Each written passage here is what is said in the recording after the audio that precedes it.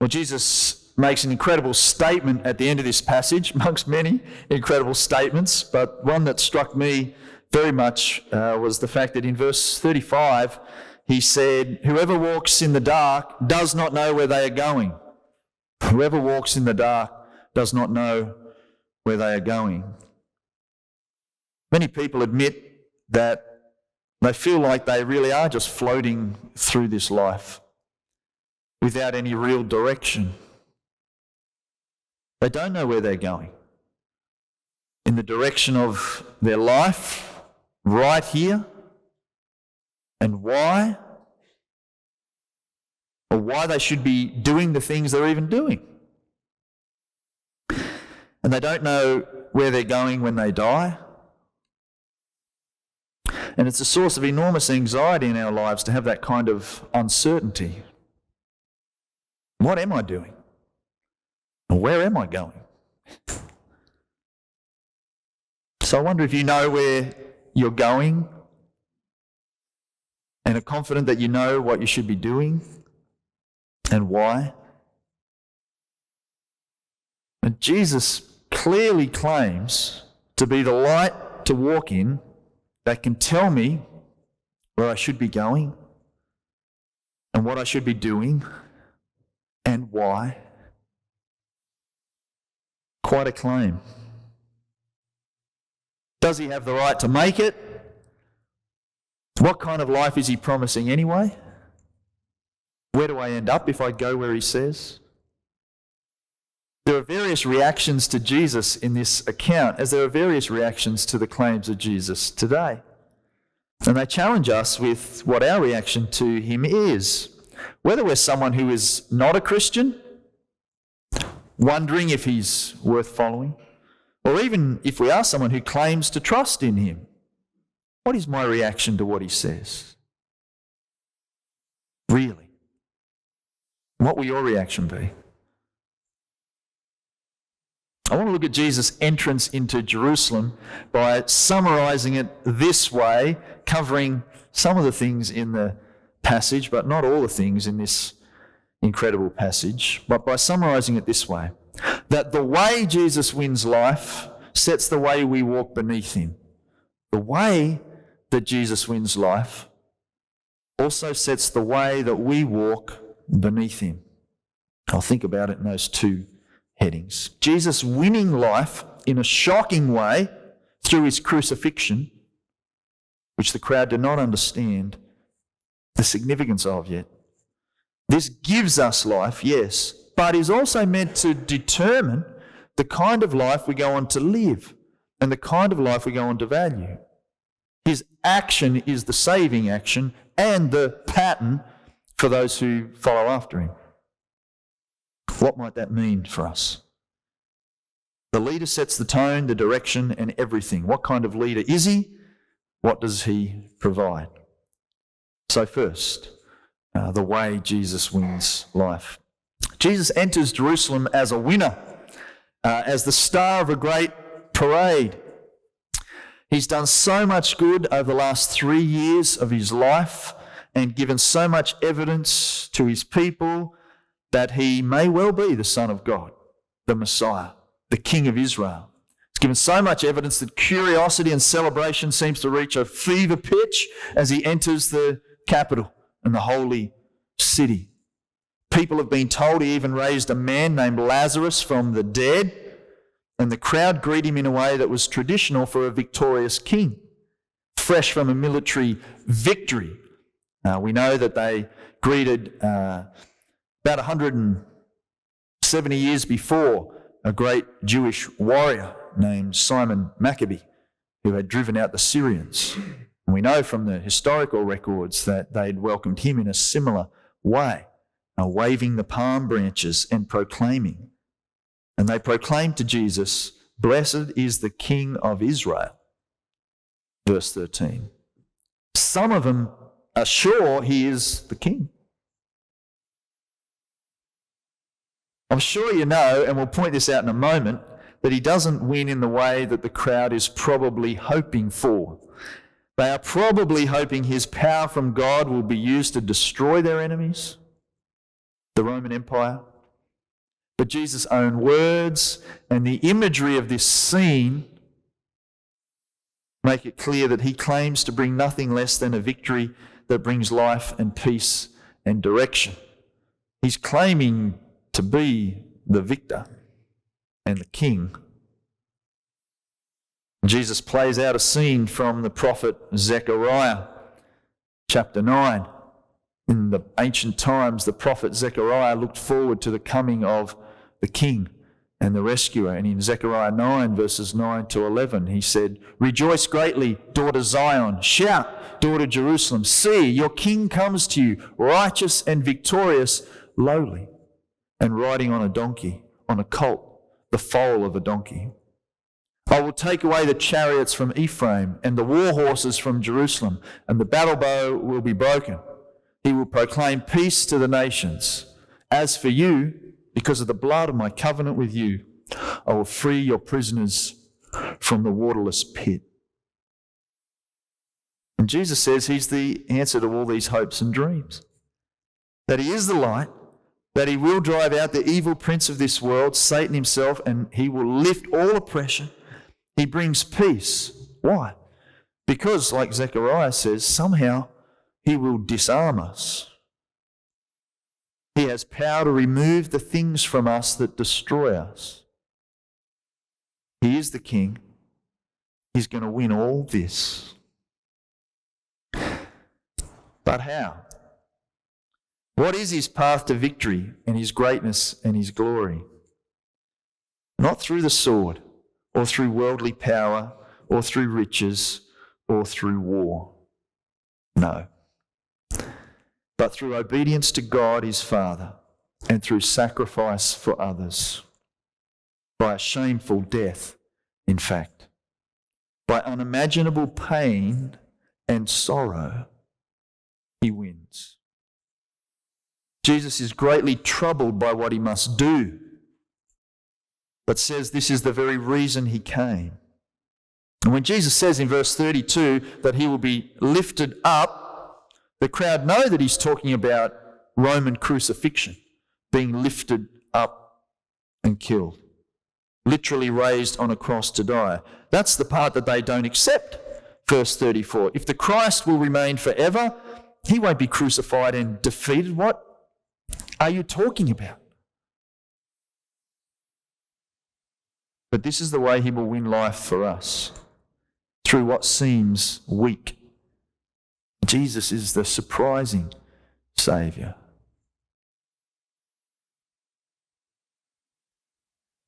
When I was a boy, I watched a cartoon about a superhero, and I loved this show. And the show's name and the boy, the superhero, was Astro Boy.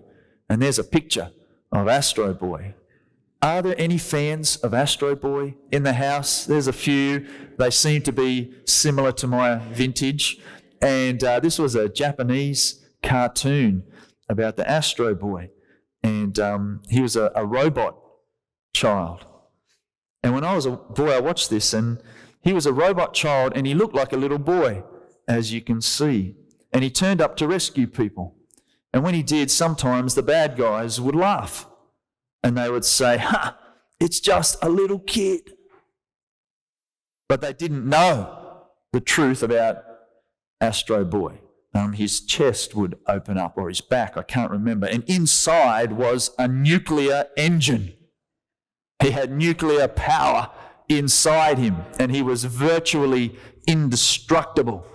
He was made by his father, the great scientist, Dr. Elephant, in order to be a hero for the world. And this is what made him strong, what was within. He was actually the strongest of all.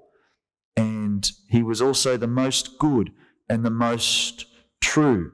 And for some reasons unknown to me, he could shoot lasers out of his fingers, but also out of his bottom.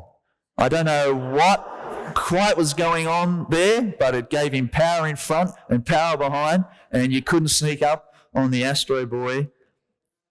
But if you just looked at him, he didn't seem like the hero. And there really is something beautiful about it.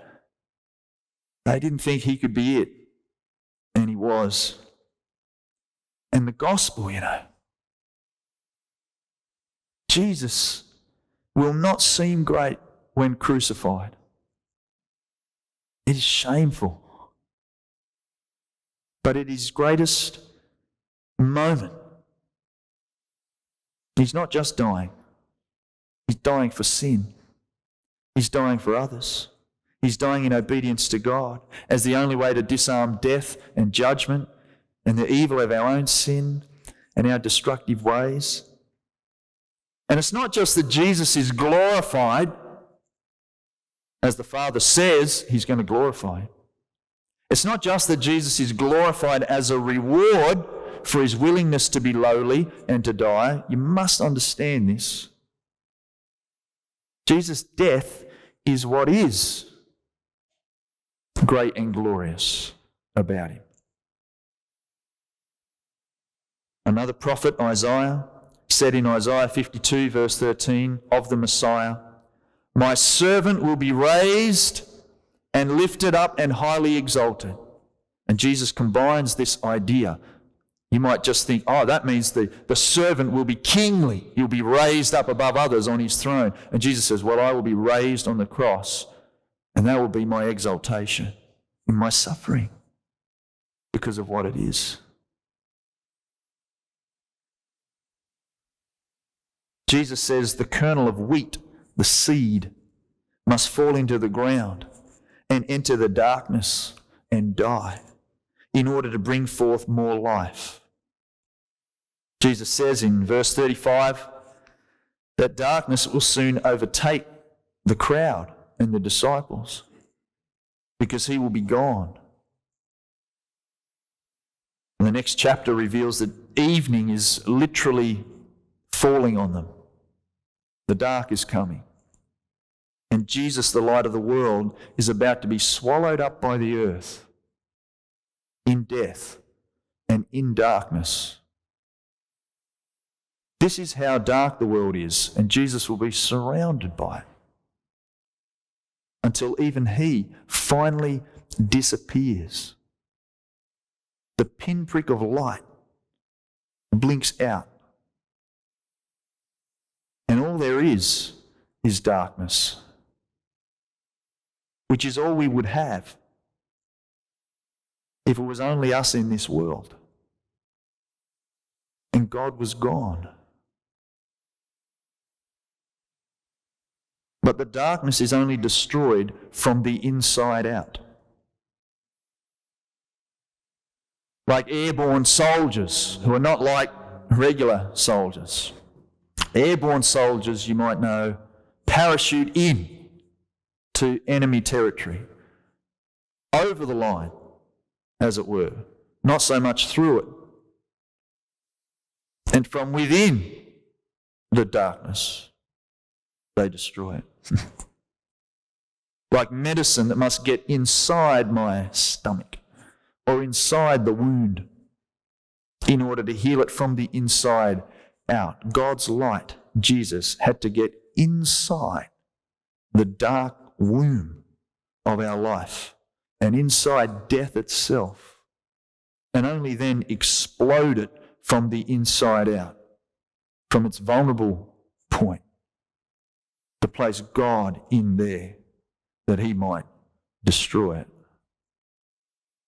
The light on the inside of death, on the inside of hate and judgment and despair, will burn away the darkness and destroy it.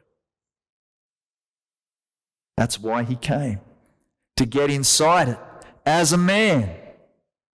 For only as a man could he truly get inside it, as flesh, as rejected, as hated, as experiencing even what is due to us, whom God rightly judges. This is why he came, not just to be the light, but to be the light buried inside the earth, not just shining on the darkness or to the darkness, but swallowed up inside the darkness, to die abandoned by God and forsaken by God under judgment, so that he could burn his way back out, having paid the price and conquered death and shown us how evil it is to disobey God, destroying the power of these things over us forever by shining that light then on our mind, that we might know This is what is happening here. This is how he saves us from ourselves and brings us to God. That is the life he wins for us, but that is the way that he wins that life, in servitude and lowliness and death.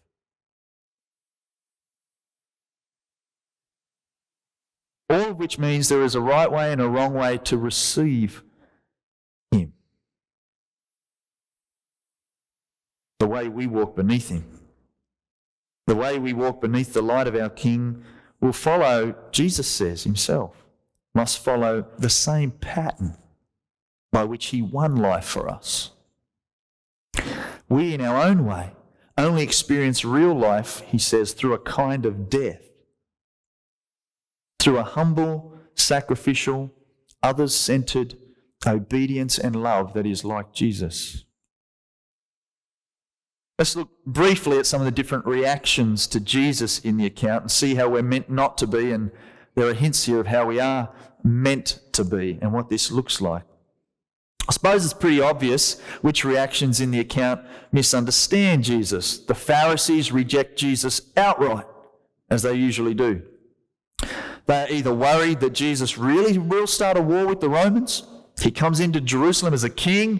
Maybe he does want to start a war. This would destroy Israel in the process, some of them believe, and so they think we must be rid of him. Maybe they're simply jealous. They wish the crowds would come after them. They enjoy ruling over the lives of others and their own lives, and they have no interest in handing over control to Jesus. That might be your reaction to him. It's the reaction of many. It might be your reaction to him, at least to this point. There's the reaction of the crowd from Jerusalem.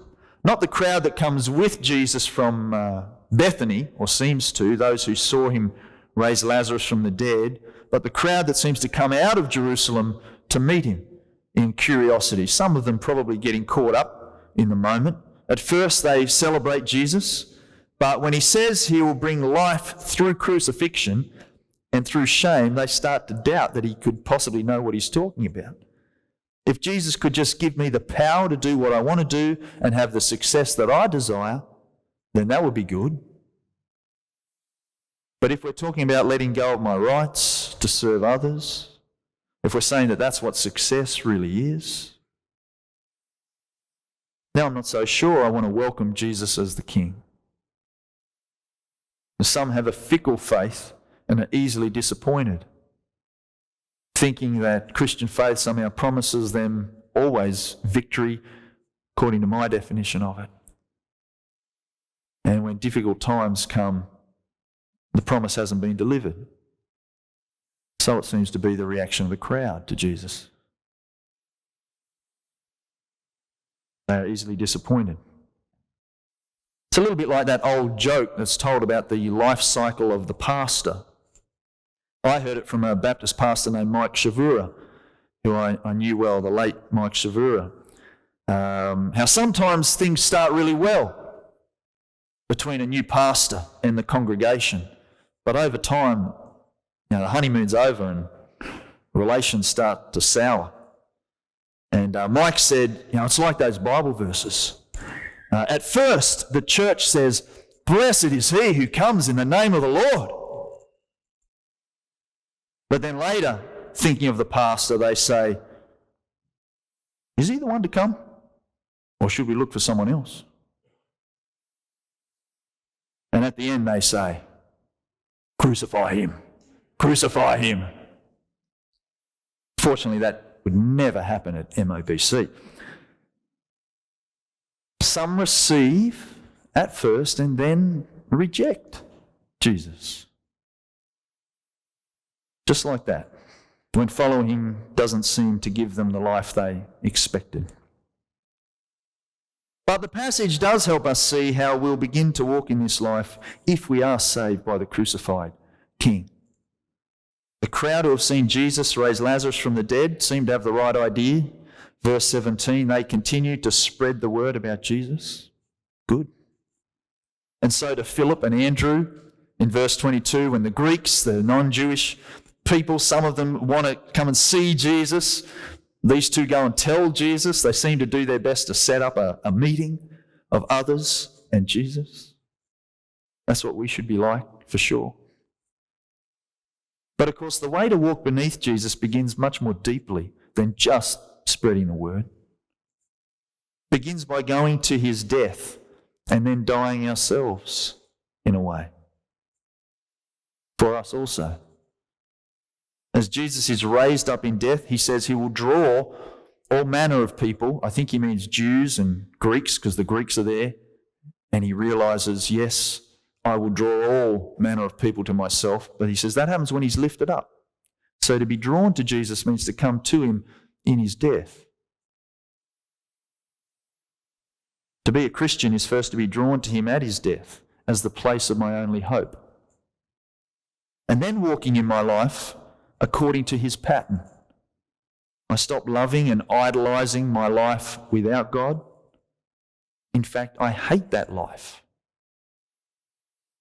And I stop making myself the focus, instead making him the centre. It's not merely self-denial, Christianity. It's really a replacement of the self by another, by Jesus. This is what he means in verses 25 to 26, I think, when he says these verses. Anyone who loves their life will lose it, while anyone who hates their life in this world will keep it for eternal life. Whoever serves me must follow me, and where I am, my servant also will be. My Father will honour the one who serves me.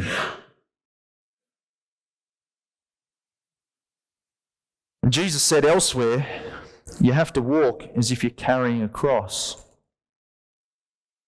The way he won life for us is the way we walk in this life to experience real life. I make sacrifices in order to bless others and to help others. I forgive others when they have changed their ways, even if they've wronged me. I ask for forgiveness and I change my own. I do value justice, but I don't give in to vengeance. I choose obedience, not disobedience. Gentleness to others, not violence or manipulation. I pray for my enemies. If I'm on my way up, I don't want to kick others down. I want to bring others up with me. I don't want to live as if this life is all there is, because there is life beyond death. And all that really matters there in that life is faith in God and love for him and love for others. If he won life for us in this way, through sacrificial death, can't we see pride and arrogance and boasting and fear and greed in their true light as things to hate, as things that rob us? I think, and we're at the end of the sermon, by the way, I think that's what Jesus means when he says two things in verse 31, that now, the time of Jesus' death, he means, now is the time for judgment on this world. And back in verse 25, that real and eternal life only belongs to those who hate their life in this world. Judgment on this world, and we are to hate this world. It's confusing because when Jesus dies, isn't he being judged? Isn't that what he taught? But he says when he's dying, somehow he's also judging the world. Isn't he saving us from the world, not judging the world? Yes, but his death does condemn the world. It condemns all the world stands for. The very fact that this world killed God's Son shows how wrong it is. It's like when Anne Frank and her family were killed by the Nazis. It seems as though the Nazis have condemned them and judged them worthy of death, which they did. But it wasn't they who were truly condemned. It was their murderers, condemned by the very act of their violence and hatred. Their soul is condemned, not those who were condemned. And Jesus' death shows our world and our lives without God in their true light. The cross is the proof of the world's evil and our need for the rescuing power of Jesus. The life of this world, my life in this world, that world, I do hate. Don't you? Selfish, angry, violent, envious, discontent, lustful, impure, faithless, aimless, crude, conflicted, afraid. It's not that hard to hate when you think about it. I want to be rid of it. But will I turn to the self-giving King as the only one who can save us from it all? That's the question. To not know where you're going is a sad and dark place to be. And Jesus is not talking about career or travel or goals and having clarity around those things. He means knowing why you've been given a life and what to do with it. Life to be lived with and for God. His selflessness toward us, setting us free from this world. You'll always know where you're going when you know that the way Jesus won your life shows what real life is and the way to walk in it. Then you'll be in the light. Let me pray.